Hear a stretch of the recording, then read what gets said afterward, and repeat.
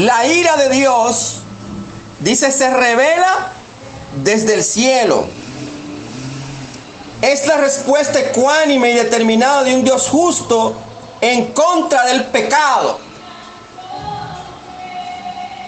Alguna gente cree, mis hermanos, sí, pero Jesús pecó porque Jesús se enojó. No, no todo el enojo es pecado. Es más, lo que usted hace producto del enojo es pecado. Por ejemplo, si usted se enoja y comienza a estrellar, a maldecir, a romper los platos, a decir palabras descompuestas, eso es pecado. Hay un enojo santo, una ira santa, y es cuando usted le enoja ver una injusticia. Eso no es pecado, que usted le enoje ver una injusticia, un abuso. ¿Usted me entiende? Entonces, es la respuesta ecuánime y determinada de Dios justo en contra del pecado. Y cuando habla de aire se revela, la definición más precisa es revelado de manera constante.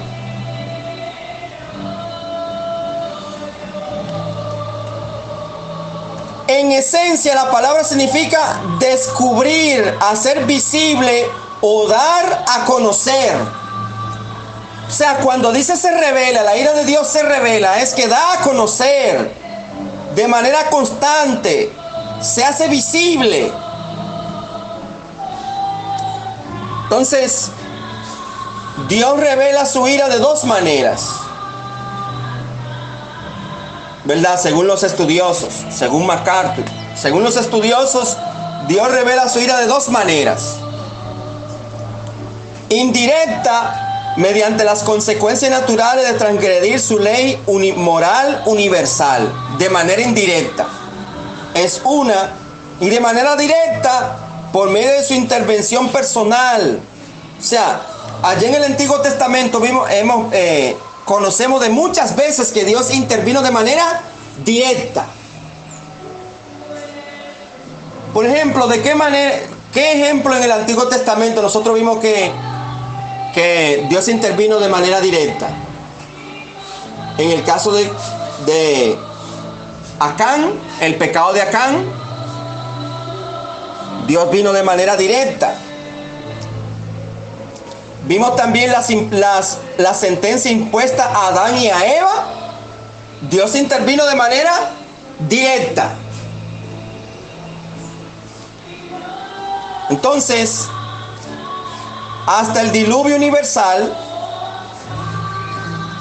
cuando también Dios mandó el diluvio, Dios intervino de manera directa. Entonces, dos maneras de la ira de Dios es: una indirecta, es con las consecuencias morales de las personas, y de manera directa, Adán, Eva, el diluvio, Acán, que se lo tragó a toda, ¿verdad que sí? A la familia de Acán. Entonces, igualmente, mis hermanos, cuando destruyó nada más y nada menos a qué ciudades, a Sodoma y a Gomorra. ¿Qué cosa? A que así como Dios destruyó a Sodoma y a Gomorra con fuego, va a destruir esta generación también con fuego. A este mundo actual lo va a destruir con fuego. ¿Y qué tienen en común Sodoma y Gomorra con las prácticas que estamos viendo y escuchando en estos días? La homosexualidad. También me imagino que había feministas. Porque ¿qué es lo que es un homosexual? Gente que se atrae con el mismo sexo. O sea, una mujer que viva con otra mujer, un hombre que vive con otro hombre, esos son homosexuales. También se le llama a las mujeres lesbianas y al hombre gay. Entonces, mis hermanos, así como Dios destruyó a Sodoma y a Gomorra por esos pecados, Dios va a destruir esta tierra con fuego también, incluyendo esos pecados. Yo no creo que sea coincidencia. Entonces, mis hermanos, y también vimos, mis hermanos, que otros ejemplos de la palabra de Dios, que Dios intervino de manera directa su ira. Entonces, porque lo que, mis hermanos, la revelación más gráfica de la ira y el odio santos de Dios en contra del pecado se encuentra en el derramamiento del juicio divino sobre su propio Hijo en la cruz. Dios tiene diversos tipos de ira. O sea que estamos viendo, mis hermanos, que la ira de Dios se revela de dos maneras y tiene diferentes tipos. Que es, un tipo es la ira eterna, la cual se expresa en el infierno. Primer tipo, la ira eterna. Segundo tipo, la ira escatológica, que corresponde al último y gran día del Señor. Y el tercer tipo, otro tipo, ira de cataclismo, como el diluvio y de la destrucción de Sodoma y Gomorra. Otro tipo de ira es la quinta o la cuarta, la ira de consecuencia, que corresponde a principio de siembra y la cosecha.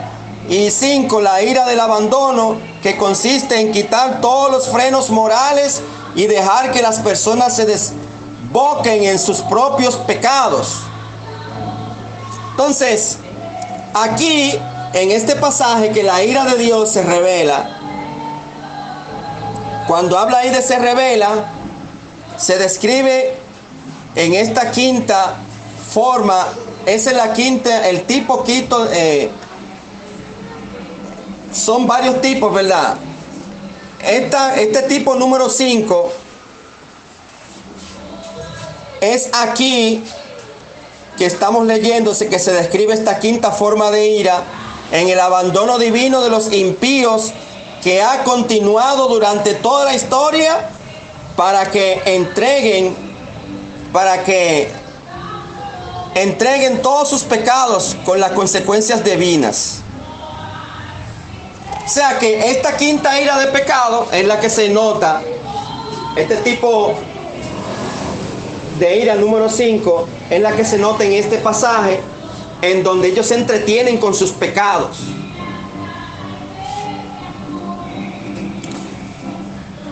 Recuérdense, mis hermanos, hay dos maneras de ira de Dios, directa e indirecta.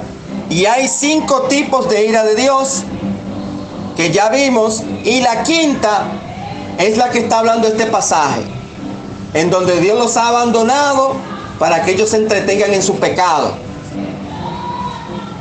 Ahora, cuando habla ahí la palabra de Dios, porque la ira de Dios se revela desde el cielo contra toda impiedad. Esto de impiedad indica una falta de reverencia, devoción y culto sincero al Dios verdadero, una relación defectuosa con Él. O sea, mis hermanos, que es una falta de reverencia. Los impíos son irreverentes. Igualmente que cuando habla de injusticia, porque recuérdese que la ira de Dios se revela contra toda impiedad e injusticia. Ahí injusticia se refiere al resultado de la impiedad, una falta de conformidad al carácter y la ley de Dios en pensamiento, palabra y hecho. O sea, no están conformes con Dios y por eso se rebelan. Entonces, si solamente, mis hermanos, se quedara ahí que la ira de Dios se revela contra toda impiedad e injusticia, pero usted sabe lo que hacen esos impíos e injustos, esos hombres impíos e injustos, detienen con injusticia la verdad. O sea, no solamente yo me conformo con ser injusto e impío, sino que trato de hacer todo lo posible para que no se haga justicia. Hago todo mi esfuerzo para que no se haga justicia, porque si yo soy un injusto, no quiero que se haga justicia. Porque si se hace justicia, me van a descubrir mi injusticia. Es lógico. Por ejemplo,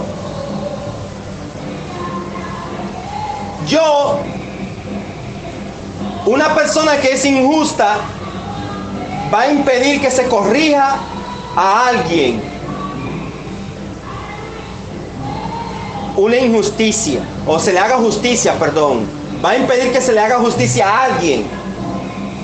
Porque si se hace justicia, se va a ver que el injusto soy yo. Y por eso no quiero que a él se le haga justicia. Por ejemplo, Juan tuvo un caso en el que sus hijos fueron atropellados. Juan pidió justicia y había gente que no quería que se le hiciera justicia, que no se indemnizara a esos muchachos que no tuvieron la culpa. Entonces, mis hermanos, ese que no quería que se le hiciera justicia, ¿usted sabe quién es? Un injusto. O sea, si yo soy injusto, si hay una persona que es injusta, usted nunca va a esperar que ella quiere que se haga justicia a otra persona, porque ella misma es la que hace la injusticia. Entonces, Dios, la ira de Dios, la ira santa de Dios se revela contra esa gente que son injustos. Entonces, mis hermanos, ¿qué sucede? Como habíamos dicho, la ira de Dios se revela con lo que detiene la verdad. Aunque la evidencia proveniente de la conciencia, la creación y la palabra de Dios es irrefutable, los hombres optan por resistir y oponerse a la verdad de Dios por medio de aferrarse a su pecado.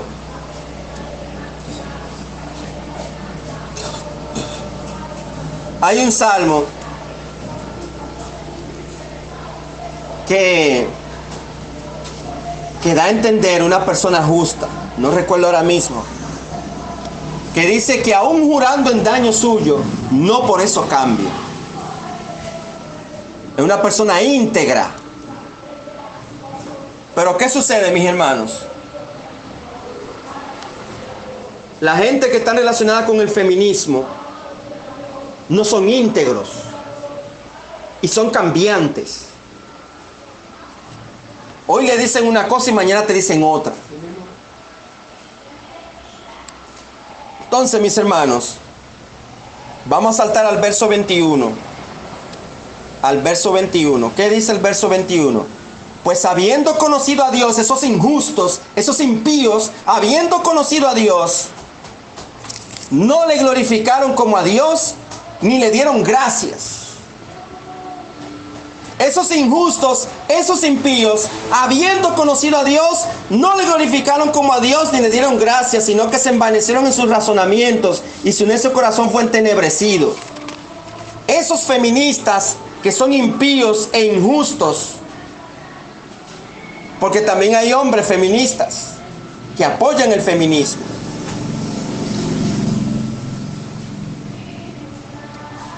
Cuando habla ahí de habiendo conocido a Dios, el hombre es consciente de la existencia, el poder y la naturaleza divina del Creador por medio de la revelación general. Cuando habla de conocido a Dios, no fue que se arrepintió y conoció al Señor, no. No fue que se arrepintió y conoció a Dios. No es eso que está diciendo ahí. Sino que ellos saben que Dios existe. Conocen el poder y la naturaleza divina del Creador por medio de la revelación general. ¿Qué es la revelación general? La creación. Todo indica, mis hermanos, todo lo creado indica que hubo alguien que lo hizo. Ahí entran también los ateos que no creen en Dios, los que creen en la evolución, los que creen en el Big Bang, en la teoría de la evolución y en el Big Bang. ¿Usted sabe qué piensan ellos? Que todo esto vino de la nada. Entonces alguien dijo una vez, pero venga acá, ¿cómo que algo vino, que este mundo tan perfectamente creado vino de la nada? ¿Cómo usted explica eso? Y alguien dijo, una vez se le ocurrió y dijo, mire a ver si usted va caminando un día por el bosque y encuentra un reloj. ¿Qué usted cree? ¿Ese reloj se formó él solo? ¿O fue que alguien puso ese reloj ahí que marcara las horas, los segundos, los minutos? ¿Quién va a creer que ese reloj, quién le va a creer a usted diciendo que ese reloj se formó solo? Para que marcara el tiempo. Entonces, ¿cómo que este mundo funciona a su perfección y fue hecho de la nada? Entonces, mis hermanos, no quiero seguir dando más detalle a la creación porque no es el tema. Pero, mis hermanos, ellos, sabiendo quién es Dios, sabiendo que hay muchos ateos que se han arrepentido y convertido, porque se dieron cuenta que no, que hay un Dios. Muchos que han creído en la teoría de la evolución han vuelto atrás y han dicho, no, es que tiene que haber alguien que hizo esto. Pero estos que resisten, que son impíos y resisten y insisten en su impiedad, mis hermanos, no le glorificaron. ¿Qué significa eso? El fin último del hombre es glorificar a Dios, porque es creación de Dios y Dios lo creó para que lo glorificaran, pero no. Ellos no glorifican a Dios, que es la razón de su existencia del hombre. Y las Escrituras exigen siempre el cumplimiento de este propósito. Glorificarlo, ¿qué es glorificar a Dios, mis hermanos? Es honrarlo, reconocer sus atributos y alabarlo por sus perfecciones.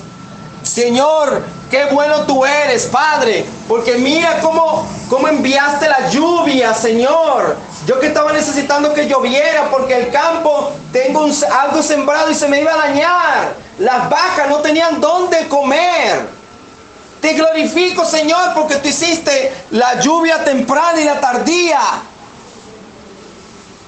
Señor, gracias porque te pedí que me ayudara con esta enfermedad que tengo y me ayudaste. Tú eres el Todopoderoso. Nadie, los médicos no sabían cómo yo iba a ser sanado. Y mira, tú me curaste. Y hasta los propios médicos están sorprendidos de cómo fue que tú actuaste en mi cuerpo. Se supone que el ser humano glorifique a Dios por las cosas que Él hace en la creación y en uno. Pero ellos no quisieran glorificar a Dios, porque son impíos. Reconocer su gloria, exaltarlo por ella, no darle la gloria de vida, no darle la gloria de vida a su nombre, es la afrenta más grande del hombre a su creador. Y si no le glorificaron, ¿qué sigue diciendo el versículo? Se cae de la mata lo otro. Estoy en el versículo 21. Ni le dieron gracias. Se niegan a reconocer que todas las cosas buenas que disfrutaban provenían de Dios. Y por eso es, mis hermanos, que yo le he dicho a ustedes que los feministas se oponen al plan de Dios porque se resisten al modelo de Dios. Y por eso no dan gracias a Dios por la mujer como esposa a su sometida a su esposo. No dan gracias a Dios por ello, sino que eso está mal.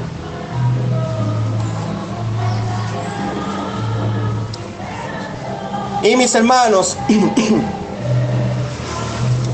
dar gracia es, no darle gracia es negarse a reconocer que todas las cosas buenas que disfrutaban provenían de Dios. ¿Qué algo bueno que tenemos nosotros podemos decir que no viene de Dios? Todo lo bueno que podamos tener es por la pura gracia de Dios y su misericordia. Pero también dice ahí que dice el versículo, pues habiendo conocido a Dios, no le glorificaron como a Dios ni le dieron gracias, sino que todo lo contrario, en lugar de darle gracias, ¿qué fue lo que hicieron, mis hermanos? Se envanecieron. Cuando una persona cae en envanecerse, la búsqueda de significado y propósito por parte del hombre solo produce conclusiones vanas e incoherentes. Por ejemplo, esa que yo le dije, una conclusión vana, incoherente, un disparate, es decir, que el hombre no nace ni hombre ni mujer, que eso es que se lo pusieron cuando nació, y nace con ese estigma de, por decirle desde que usted nació, que se le dice a su papá, ah, mira, tu niño nació varón. No. Los feministas dicen que no, que eso es incoherente. Perdón. Ellos dicen que no, que eso no está bien. Pero es un disparate porque es incoherente. No, porque tú estás estigmando a esa persona que sea varón toda su vida. Pero venga acá, que no fue varón que nació biológicamente. Sí, pero tú le estás imponiendo que sea varón toda su vida. Tú tienes que dejar que ese muchacho siga creciendo y que él decida si quiere ser varón o es hembra. Usted sabe que hay una ley, hay un proyecto de ley en la Cámara de Diputados aquí en Dominicana para aprobar que eso no se imponga, sino que deje que el muchacho sea que decida cuando esté grande. Y significa que si esa ley la aprueban y los papás o en las escuelas no le pueden decir que tú eres varón, porque estaría violentando esa ley. Que sea que el muchacho sea que decida si quiere ser varón o hembra. Usted sabe que usted quiere algo más incoherente que eso. Por eso es que dice la palabra de Dios que se envanecieron en sus razonamientos, porque llegan a conclusiones incoherentes. Entonces, mis hermanos, para concluir con este versículo, y su necio corazón fue entenebrecido. Cuando habla ahí de necio corazón, fue entenebrecido, es que tan pronto el hombre rechaza la verdad de Dios, esta es reemplazada por las tinieblas de la falsedad espiritual. Cuando una gente decide ya no creer en Dios y seguirle y servirle, va a creer todo tipo de disparates, porque se ha negado a recibir la verdad de Dios. Entonces, mis hermanos, detallé básicamente estos versículos entre el feminismo versus el papel de la esposa según Dios, porque tiene mucho que ver.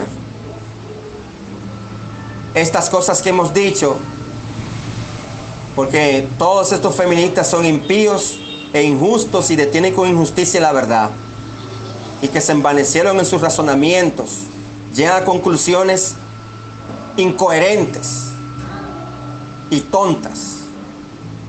Ya mañana o el próximo domingo, Dios mediante, seguiremos viendo este estudio. Así que oremos. Gracias, Señor, te damos por tu palabra. Señor, qué buena es tu palabra. Gracias, Señor, porque usted nos enseña allí la verdad y no nos deja oscuros. Qué bueno que está tu palabra. Señor, tenga misericordia de este país que los quieren moldear, Señor, a la corriente del mundo, legalmente, porque ya en este país anda esa corriente, pero la quieren legalizar, mi Señor, Padre Celestial. Igualmente ya los otros países que han caído en la ideología de género, en el feminismo legal, guarda a tus hijos allí y que sigan adelante predicando tu palabra, el Evangelio. Síguenos ayudando a nosotros, Señor, Padre Celestial, y a todos tus hijos. En el precioso nombre de tu Hijo amado Jesucristo te lo pedimos con gracias. Amén. Dios les bendiga, mis hermanos.